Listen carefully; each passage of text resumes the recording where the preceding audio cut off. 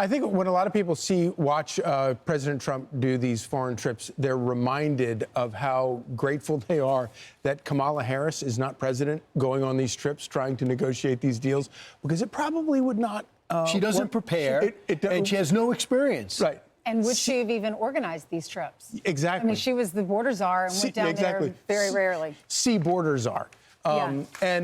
So, of course, Kamala Harris has kind of run out of the press that is willing to believe what she has to say here in America. So she's kind of turned to the foreign press, where she's starting to get a similarly hostile reaction. Here she sat down with a rather tense Australian interview. Watch.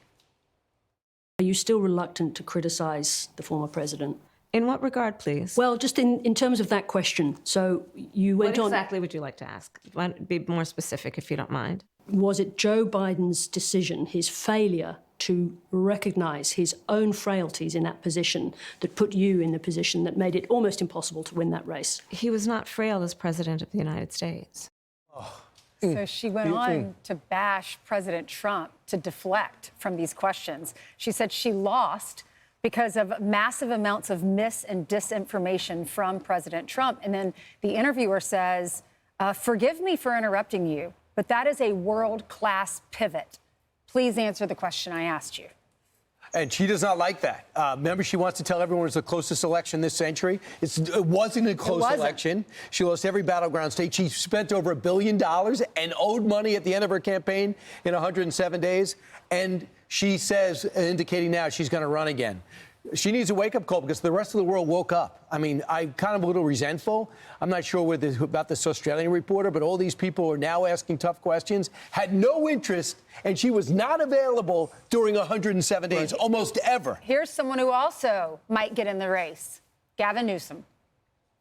We'll continue to build on the legacy, I would argue, of our former president, who I think was one of the most successful presidents in the last century, and that is Joe Biden. And I will defend that till my grave in terms of the CHIPS and Science Act, the infrastructure bill, the work he did on the IRA, the fact that he had a worker-centered industrial policy, and the fact that those are the right policies for this country. They're all getting undone, right? I mean, everything. A lot of them, but not, well, many aspects are being celebrated by the Trump administration as his.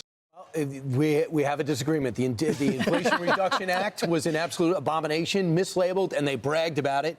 It had nothing to do with inflation. It added. The rescue package sent inflation on a rocket ship to 9%, and his CHIPS deal was not executed because they put in so many DEI requirements. Right. These Intel and other companies were very slow to do it. They said, listen, it's not really going to pay for us to take advantage of your subsidies. When you watch those interviews with... Do you think he believes what he said? Do you think he believes that Joe Biden? No, the greatest asset for a politician is total shamelessness. And he has it in spades. I've never seen a politician who is greasier and has that ability to just, like, he can say one thing 1 minute and say something the complete opposite 1 minute later and has absolutely no shame whatsoever about it. He's got that ability. That's a great gift. The problem is that I think it's so obvious that I think that any honest broker, even as a voter, a Democrat, you're going to look at this and you're like, this guy is completely full of it. And then you look at his record. Both of them, between Kamala Harris and Gavin Newsom, they are. It's like there's something like their cheese has slid off their cracker. Right. They're like there's a mental illness, and it's going to be it's like a convention, a mental illness convention is what we're going to have for the next 4 years to see who could be more delusional, and whoever is, I guess, gets the nomination. Well, Donald Trump, I think the reason that he won is because he was relatable and he came in to be the fixer. He came in to fix Joe Biden's mess. And I think Gavin Newsom has been a career politician. And we look at his record in California, that he's not going to do well because people don't want California's policies spread throughout the rest of the country. So, and Kamala Harris had her shot.